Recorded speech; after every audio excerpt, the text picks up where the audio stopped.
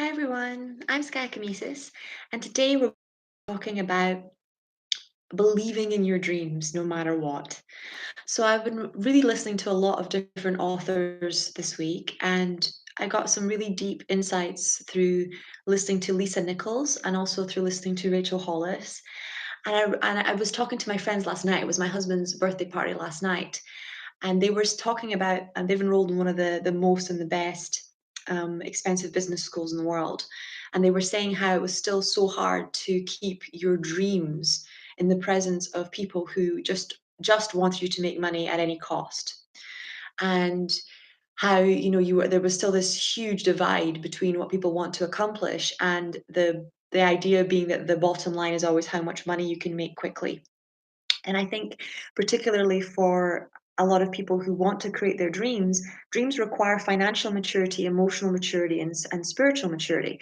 So I wanted to really talk in depth about the things that I've discovered the hard way, right? So you guys don't have to go through it, and what it means to actually really, really believe in what you're doing and still be mature about it. Because as healers, we can be very financially immature and not really take responsibility for, not just paying the bills, but for having a profit and being able to pay other people well that we employ as part of our team.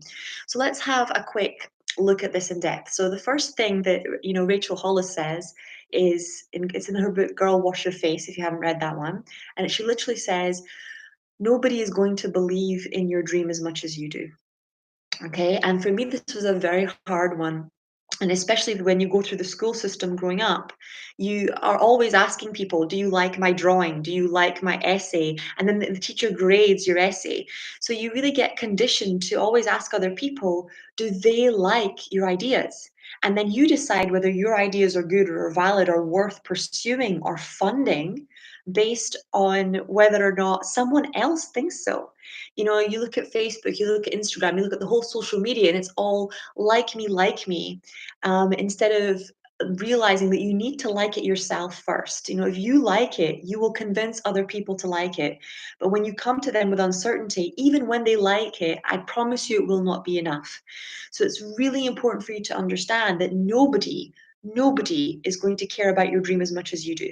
Even though they will care about your dream a lot, especially your team members, when it's your baby, your project, your dream, no one's going to care about it as much as you do. And it's really, I know it's a lot of responsibility, but it's also a huge gift to really understand that this is yours to run with. This idea, this vision, this is yours to run with. And it's really important to also protect that vision, protect that dream from naysayers, from dream stealers, from people who would tell you that you can't do it, that you'll never make money from it, that you're crazy, that it's a pipe dream. It's You have to protect that dream with your life, with your silence. And you have to surround yourself with people who would believe in your ability to succeed and to achieve things, because the people who surround you really matter. And if they're constantly picking at you and taking you down, you're not going to have the energy that you need to be able to fulfill this dream, because it's hard enough to put your dreams into actions anyway without having people constantly taking down your energy and tearing you down when you're trying to do it. So this is where the rubber meets the road, and this is where Lisa Nichols comes in, because Rachel Hollis says, no one's going to care about your dream as much as you do. And Lisa Nichols goes into literally the daily effort required, the daily grind required to care about your dream, what that means on a financial basis, because that dream's going to require money. Right? It's going to require money for the training that you want to do. It's going to require money for the marketing that you want to do. It's going to require money for the center that you're going to build. And we normally understand that we have to be in alignment as spiritual people emotionally, but we often don't understand that we have to be in alignment financially, and that the universe is watching everything that we do. So if we're saying, okay, I really want to build the center, but every bit of income that comes in, we're spending or we're getting rid of, it's the same thing as saying, oh, I want to be a loving person, but every 5 minutes you're getting angry at everybody, or you're really getting jealous all the time. So you need to make sure that your financial behavior is in alignment with your dreams and your goals, and that's a part of becoming financially spiritually. It's a part of having integrity spiritually. It's a part of realizing that when you promise to pay somebody for their services, that person gave you their time or their work or their energy. And it really matters if that money doesn't come through for their family. And so it's really, really important that you slow down enough to really look at where you're lacking integrity in the financial sphere around your dreams, and where you're also underestimating how much your dreams are going to cost. A lot of people don't realize how much things cost because we've lived with so little for so long. We ask for too little, not too much. And we have actually no idea. We've got no idea how much the down payment on our dream house would be. We have no idea how much the down payment on the car would be, how much the tax would be, how much the water bill would be, how much we need to extra for living or for food, how much the insurance would be. All of these things, we've never sat down and done the math. So we're asking for too little. We're asking, oh, please, universe, give me the money to just cover the price of the hall. Instead of realizing, actually, I need the money to be able to take care of my family, to be able to take care of, the community around me that's supporting me, with the insurance and the council and the tax. All that stuff is part of taking care of the community and contributing to your hospitals and to your schools and to your water system and to the environment. All that. That's the idea. And I'm not saying that's where it goes when it goes to the government, but that is the way it's socially structured. That's what's supposed to happen. And you literally have to think about all that when you're manifesting your dream. Because if you're manifesting a healing center, for example, how much is that healing center going to cost? How much are you going to have to pay your therapists? How much tax are you going to have to pay? So normally, whatever the price of the center is, you have to add things on top of that. And then you literally have to really ask the universe for all that amount in one go. And that's why in A Course in Miracles says we ask for too little. We don't ask for too much. And it's our ignorance. It's our financial ignorance, right? And enlightenment means to bring understanding to. So to become financially enlightened means to shine a light on the areas of your finances that you don't understand and literally move yourself into a higher level of knowledge, understanding, and love so that you can make a bigger contribution to yourself, to your community, and to the people that you came up to this planet to serve. And that's really what we're looking at. We're looking at making that transition from spiritual immaturity to spiritual maturity. We're looking at going from I don't know what I'm doing, which is the lie you're telling yourself, to the I haven't made the effort or put in the energy to learn what I'm doing. I just wanted to have one side of this, and now I have to learn to do more sides of this. So it's really important to realize that there is going to be work involved in making a dream come true, and that's a good thing. That's not a bad thing. People really need purpose in life, and they need to feel connected, and they need something to do. We have minds, bright minds, that need to be kept active and that enjoy connecting with other people, that enjoy creativity, that enjoy challenge. So work is not a bad thing. Work is a wonderful, lovely thing. Just make sure you're doing the affirmation, I work with people that I love and who love me in return. And just stay focused on your vision no matter what.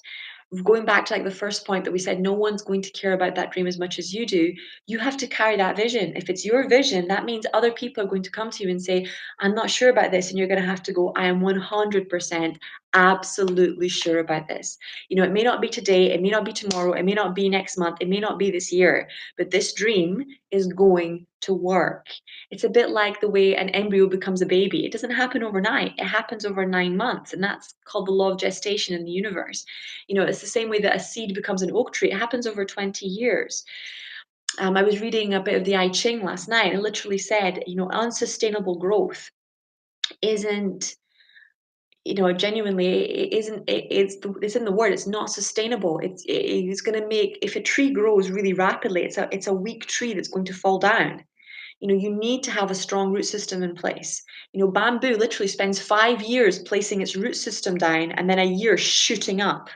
So you really have to slow down and go, what are the appropriate things that I need to make this happen? How am I going to build my platform? How am I going to get myself supported financially? How am I going to get my accountant? How am I going to take care of other people? And then really focus on making that happen and go at it day after day after day after day. And it can be lonely, guys. And that's why so many people don't do it. That's why, of all the people that say, I want to build a healing center, I want to have a healing school, I want to live my divine life purpose, only 2 or 3% of people succeed. It's because most of them don't want to put in the work. They don't want to show up every day and put in the work. They really want to just sit in that blissful energy and not show up and do the actual practice. But practice is the definition of worship. It's the definition of celebration. First comes the knowledge and the downloads and the bliss, and then that energy is supposed to carry you through I suppose, creating the world that you know is capable of being, and, bringing the light to dark places, removing the blocks where once there was, fear, there will now be love, where once there was lack, there will now be abundance. But that comes through the divine right action and through consistent practice and through knowing that it's your job to carry the vision. It's not other people's job to motivate you about your vision. You have to get up in the morning and go, what do I think of this? The first person you should ask about what they think is you. Get up, look at yourself in the eye in the mirror and go, I'm Sky. So I'll say, Sky, what do you think about this business idea? What do you think we should do today? What do you think this is good? Are you proud of this? Do you think you've put enough work in? What do you think we need to do? I literally start asking you what you think about your dreams, you what you think about your ideas, you what you think about what you should do next, about your marketing, about everything else.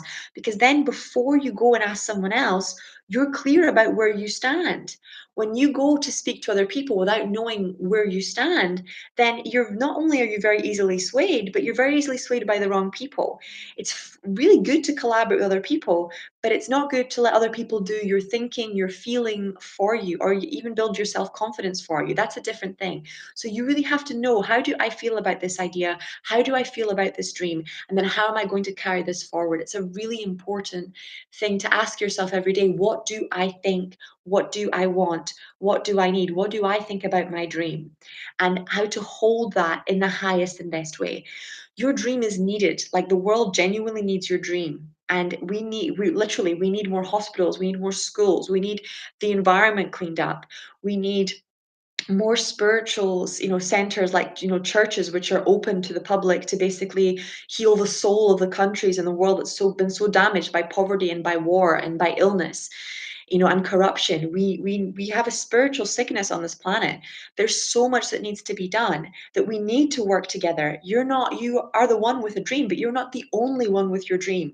So work with other people. They're your soul family. You came here to do this together. You did not come here to do this alone.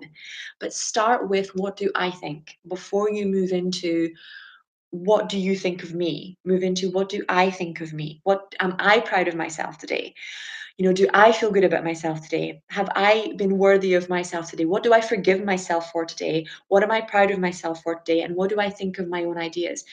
That's really the cornerstone of where you have to begin, so that you have integrity. You know when to say yes, you know when to say no, because you're in alignment with your deepest truth. And from that place, you can do you. When you come from a place of not knowing who you are, you're always doing other people, or you're doing their ideas or their beliefs or their thoughts. And then you're wondering, why isn't this working for me? People often say to me, I want to be the next, Teal Swan or Doreen Virtue or Wayne Dyer or Anna Kitney or Vianna Stibel. And I'm like, well, Vianna Stibel put in 40,000 healings. Doreen Virtue started all this in her 30s after a divorce, and she worked harder than anyone I've ever known in my life to work to make herself a success spiritually. She really put in the time and put in the grind. Those people are successful because of the amount of time they dedicate to their divine life purpose and the amount of money they dedicate to their divine life purpose. So Lisa Nichols was talking about how she literally wrote a check to herself saying, check to fund my dream. For 4 years, she didn't touch her bank account. She just wrote a check to herself that said, check to fund my dream. And every month she would send what she could afford. In the beginning, she was just sending a check for, with what she used to spend to cut her hair or do her makeup. She was just putting a check in the bank account that said, check to fund my dream. And she would never touch that bank account no matter what. And every month for 4 years, she was sending this little check to go to the bank labeled check to fund my dreams. And 4 years later, she went in and she didn't even look at what the bank account was, because her mum used to say, money burns a hole in my pocket. So she didn't even want to know how much was in the bank account so that she wouldn't spend it before it was ready. So then 4 years later, she finally walks into the bank account and she hands over her debit card. She's like, I would like to check my bank account, please. And the woman goes, oh my God, you're the check to fund my dream lady. Tell everybody, what is your dream? So obviously over the years, all these different checks had been coming in that said check to fund my dream. And all the bank tellers had been wondering, oh my God, who is this person? What is this dream? Because these checks are coming in to fund her dream. And literally, She was like, "I don't know what the dream is. I just knew that whatever my dream was, I would need money to fund it." So it is important, and I know it switches a lot of people off, but that's exactly why I'm having that conversation with you. No matter what your dream is, you need to be spiritually mature, emotionally mature, and financially mature. This does matter. It's actually the root of so much corruption in the world, because when you don't have enough money, you have to allow people to fund you, and then those people have control over what you can produce and what you do. So it's, it doesn't matter what your dream is. You have to literally start writing those checks to yourself. It's like, check to fund my dream, and sending it to a bank account that you don't look at for 2 or 3 years, so that you actually have something to build on. And Lisa Nichols said she literally looked at her husband. They said to her, you have £60,000 in your bank account. And she looked at her son, her little boy, and she was like, oh my God, baby, things are really going to change for us. Like, I think things are really going to change for you and mommy. And that's the commitment that we make. There's something that happens when we start our spiritual journey and evolve, but that we awaken spiritually, and our thoughts start to change, and we start reading spiritual books, and we start opening to conscious meditations. But the really deep truth is that then it moves to emotional intelligence. It's like, okay, I understand this intellectually. How do I actually be kind? How do I actually be loving when I need to get my needs met? How do I be loving instead of be a doormat? How do I forgive someone without letting them take advantage of me? And all of those um, emotional entanglements come through. And lastly, it comes into, divine right action. It comes into really, how do I change my habits every single day? How do I do things completely differently, financially, mentally, emotionally, and spiritually, so that I can achieve the manifestation that I'm looking for? And that's a really important thing for you to realize. It's not just you. You see these people who are amazingly successful, and the news pans them off as an overnight success. And what Lisa Nichols says is that you make people who have succeeded extraordinary to let yourself off the hook. You make healers who have succeeded extraordinary to let yourself off the daily hook and the daily grind of putting in the hard work to get where you want to go. I've never met a spiritual master, whether it was Jesus or Gandhi or Martin Luther King, or who didn't put a lot of work into what they were doing, who didn't put a lot of energy and effort and time. There's a letter that Martin Luther King wrote, literally saying, I have a young pregnant wife. I am, recently married. I have friends, I have family, and they are putting bombs through my window. They are trying to kill me. And I want to give up. I'm scared and I want to give up, but I'm more scared that if I give up, then the people will give up. And you see how much courage it took for them to keep going. So I'm here to tell you that every single spiritual healer you've ever seen succeed has wanted to give up at some point. Okay, all of them, me included. There are days where you want to throw in the towel, and I firmly believe that if there aren't days where you want to quit, you're not doing it right, because you're not giving your all. You aren't actually committing, and you're not risking failure. And failure is hard. So it makes you want to be like, I don't want to do it anymore. And then you have to show up anyway, and show up anyway, and show up anyway. And I really, really think it was so important for me to give this video. I really wondered if I should, because you can see I'm very raw. I'm in a white t-shirt this morning after my husband's birthday party last night, and my makeup's a bit all over the place. But I thought it was so important to share this before I lost my courage. Just how vulnerable going into, this whole spiritual journey is.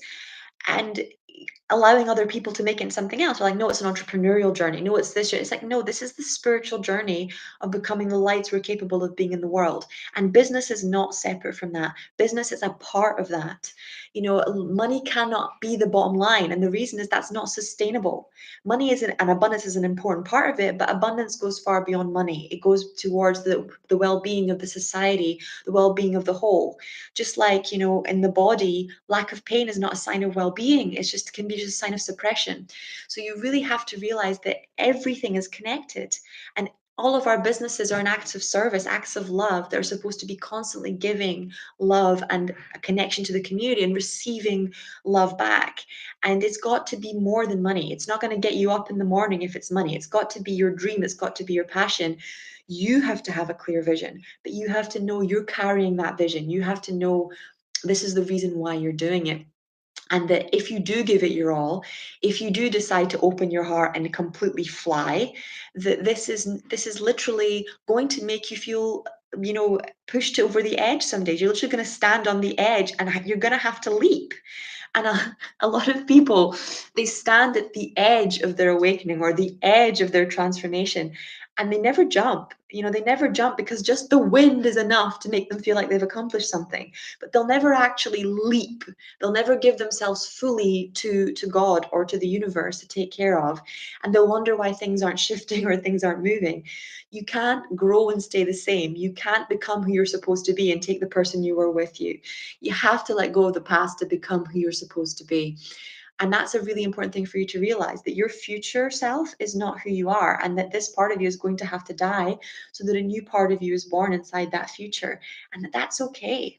Okay. It's really, really, really okay. It's okay to be scared. It's okay to have a bad day in your spiritual business. And it doesn't mean the universe is giving you a bad sign. It doesn't mean that you're not supposed to be doing it. It means that you're literally overcoming challenges.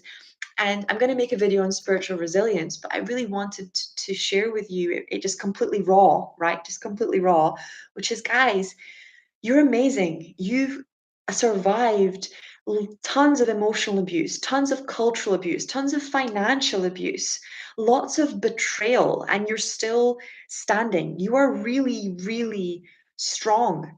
Yes, it's hard to create spiritual businesses that also make a profit. It really is. But it's not only worth it, it is necessary. It's the only thing that's going to lift this world from where it is now to where it needs to be, and then sustain it, is this change from the roots up of how we deliver our gifts to the world in a way that has integrity and in a way that has love. It's a really, really important thing for you to realize that you can do hard things, that you are clever, that you are smart, that you have everything that you need to do hard things, to solve difficult problems, to overcome difficult situations. And that, yes, it's hard. So cry to keep going, or scream, or shout, or let out the pain and frustration, and then get up and do it again and again and again and again, because that's what mastery is about. Whether you're an athlete and you're running a marathon, whether you're a healer and you're learning through prayer and meditation, whether you're a technical person and you're learning through maths and algorithms, whether you're into politics and you're learning through communication, having your voice in public speaking, whether you're a business person and you're learning through profits and checks and balances, the lesson is the same. The lesson is, how do I literally show up every day in the most loving way possible? And realizing that love is not always a yes. Love is always the most loving response. So the universe always gives the most loving response. Okay. And the most loving response sometimes is no. You wouldn't tell a little child if it said to you, "Mummy, mummy, can I touch the stove?" You would not say, "Oh, yes, that's fine, go and touch the stove." You would know that that's not the most loving response. That's called neglect. Okay. And letting people do things that hurt you, that hurt the planet, that hurt other people is not the most loving response. It's called apathy, it's called neglect.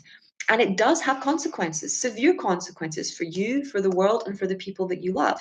Yes, there are consequences for standing up for yourself, for standing up for the planet, for standing up for the greater. Your ego is going to try and convince you that you'll be better off if you don't do your healing business, or if you never come out of the thing, because you won't have to deal with all the bullshit. But there's a price. There's a price to doing nothing, and it's being on your deathbed, hearing greatly, not having kicked ass, not having actually looked back and been proud of what you accomplished because you were too scared. There is a price to doing nothing, and it's a painful price, often realized too late. You don't know what's going to happen. We don't know what's going to happen in this life. So show up fully for today.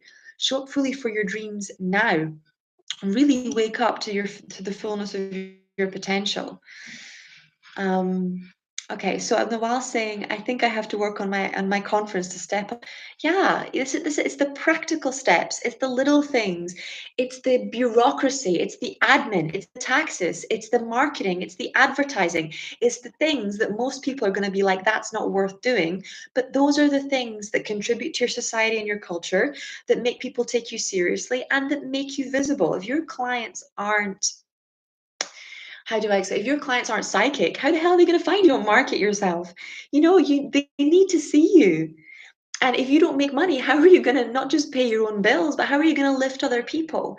Rescue yourself first. You are your own salvation in combination with the divine mind. You need to give to yourself first. And that's the hardest thing because we're always scared, oh, I'm going to leave everybody behind. If I do this, I'm going to have to leave people behind.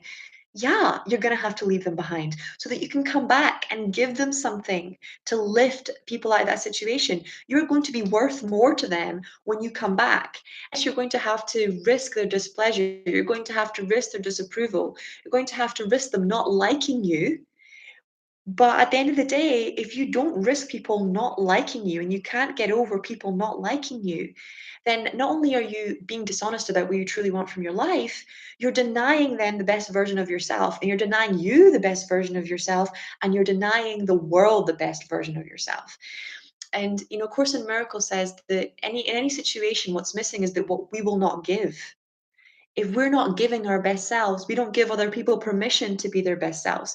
If we've never left a situation in order to make ourselves better people, we don't understand someone having to leave a situation to make themselves a better person. If you've never really committed to showing up on a deeper level financially, then you don't know that how hard that is.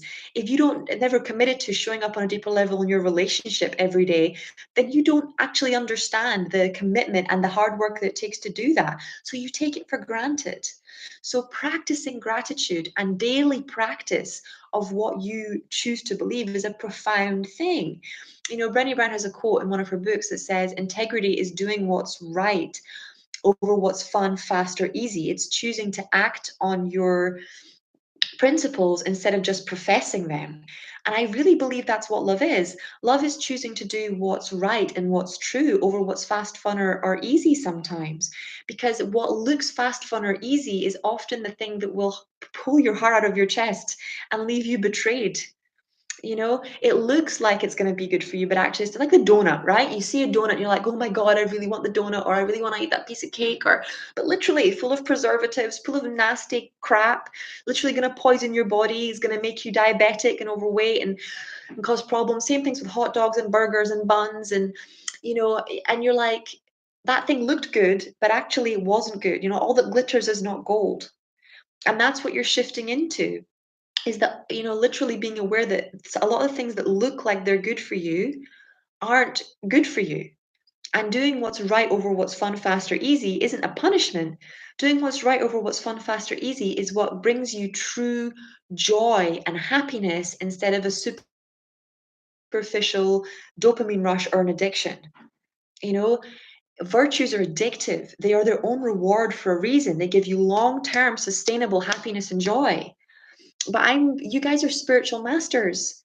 You really are spiritual masters. And I am tired. I'm tired of watching video after video of people coddling you and basically acting like you don't deserve to be trusted with the truth of what the hard work requires to go into this and what needs to be done for your mission to come into the planet. It's going to be work. They're going to be hard days. There's going to be some really difficult, deep decisions you're going to have to make about your integrity and your finances and your emotions and your balance, but they're going to make you stronger. They're going to teach you how to be grateful. Everything in life is for you, not against you.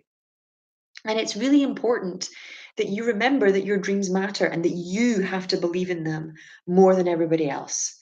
And then everyone else will believe in them as much as you. But every person you see up there who succeeded, every single one believed in their dream more than everybody else. Every single one.